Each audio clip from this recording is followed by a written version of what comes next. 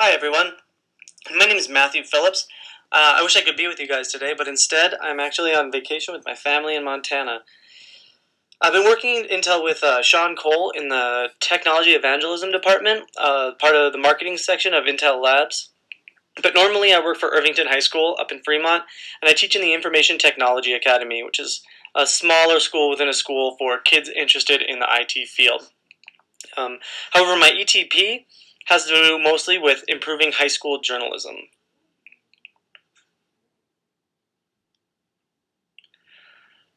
So basically what I've been doing since I've been here, I've been doing a lot of writing.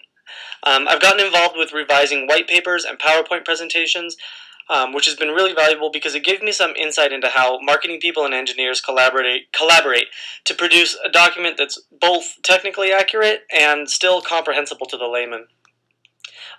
It's a lot more work than I thought it would be. It's a lot more writing. It's not just a simple two-edit process. You know, the engineer writes it and then the marketer fixes it up and they send it out. It goes back and forth quite a bit. Oftentimes, many different people are working on it, and a lot of things get cut out of the final product. Good writing gets cut out of the final product just because it doesn't fit. I was really surprised at all that. In addition to that, I've written a lot of blog posts mostly describing the power and the importance of parallel processing in the newer processors, and how that's aiding researchers in a lot of different fields. This is mostly projects that were showcased at the Research at Intel event earlier in the summer. Currently, I'm working on writing some new papers centered around what are called mega experiences. These are trends that are forecasted to be of major importance to both consumers and to retailers in the next 10 years.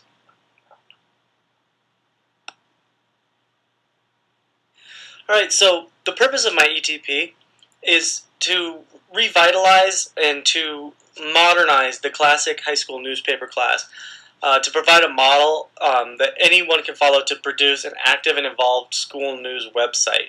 Whether or not you can afford to publish a paper, you can afford to do a website. So it's good for starting out. Teaching the old newspaper model has never really been that effective. The problem is the paper comes out once a month, but news happens every day. By the time kids print it, nobody wants to really read it because it's really old and it's not that relevant to their lives anymore. But with a website, you can produce a better amount, more information, and more timely and relevant information that'll actually get kids interested and hopefully improve the entire school environment. So, in addition to that, it also should give the writers more practice writing, more opportunities to be published, and hopefully make them more enthusiastic because they're creating a more relevant product. Some of the elements of this are whole class activities such as brainstorms and how they interface with individual contributions, basically the stories that are being written in every section of the paper. In addition to whole class activities, there are also group activities involving editors and individual writers doing this recursive editing process that I engaged in here. Some other things I did is I refocused the rubrics to be even more encouraging of exactly what I want good writing for the web to show. Some of those things that I included in the rubrics are things that I learned here for writing my own web posts. And also I've gotten some hints from how to use social media to get these stories circulating more and more. You know, get them proliferating on Twitter, on Facebook, on kids' Tumblr accounts so that more people are reading them, again, making them more relevant to everyone in the school.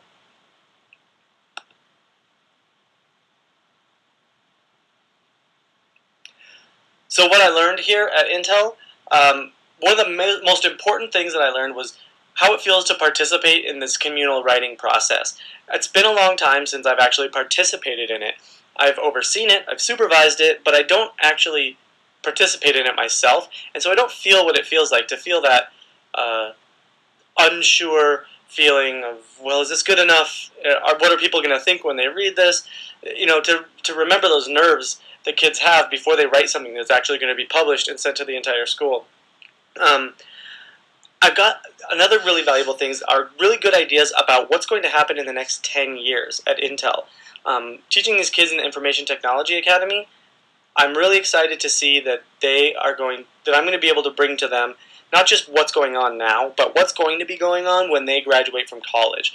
Showing them some of the things that Intel's developing for the next decade has been a really great experience, and I can't wait to show it to them.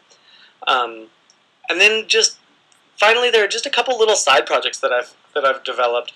One of which is really fun. It's Science Fiction Prototyping, which is a book by Brian David Johnson, who's the futurist here at Intel. And it's all about how we use science fiction to develop ideas of what we want for the world and then make that real.